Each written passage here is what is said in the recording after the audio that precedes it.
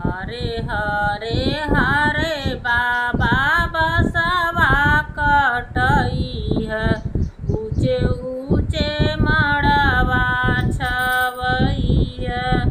हरे हरे हरे बाबा बसवा कटई है, ऊंचे ऊंचे मड़वा छवई है हो।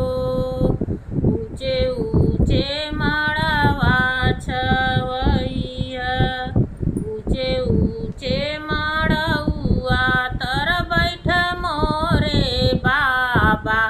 साजन लोग छेकी हैं दुआर, ऊंचे ऊंचे मड़उआ तर बैठ मोरे बाबा। साजन लोग छेकी हैं दुआर, एक ओरिया बैठले नई हर के लोगवा।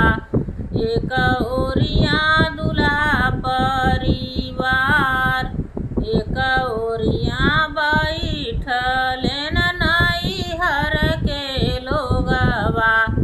दूसरे ओरिया दूल्हा परिवार। हर हरे हर चाचा बसवा कटई है, ऊंचे ऊंचे मड़वा छवई है।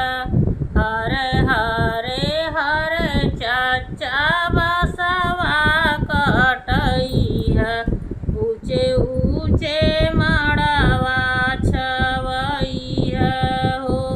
ऊंचे ऊंचे मड़उआ तर बैठ मोरे चाचा।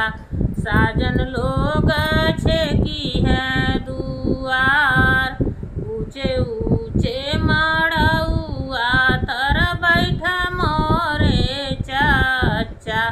साजन लोग छेकी हैं दुआर, एक ओरिया बैठले नई हर के लोगवा।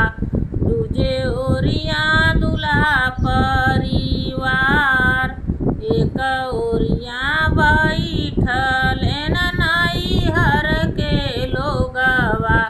दूजे ओरिया दूल्हा परिवार।